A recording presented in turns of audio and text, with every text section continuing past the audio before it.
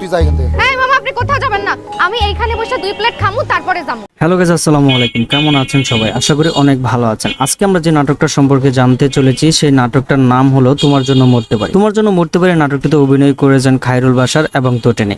নাটকটার শুরুতেই দেখা যায় খায়রুল বাশার তোটেনিকে অনেক পছন্দ করে, কিন্তু সাহস করে কোনো সময় তোটেনিকে বলতে পারে না। একটা পর্যায়ে গিয়ে দেখা যায় তোটেনি অন্য একটা ছেলেকে অনেক পছন্দ করে ফেলে।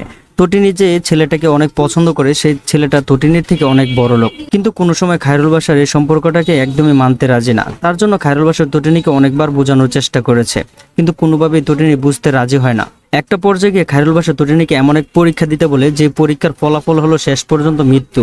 এই নাটকটা আমার দিক থেকে অনেক ভালো লেগেছে, চাইলে আপনারাও এই নাটকটা দেখতে পারেন। নাটকটা একটা বাস্তব দিক রয়েছে, নাটকটাতে অন্যরকম একটা ফিল পাবেন। তো আশা করি নাটকটা সবাই দেখবেন। এই নাটকটা পরিচালনা করেছেন রিফাত মজুমদার রিঙ্কু।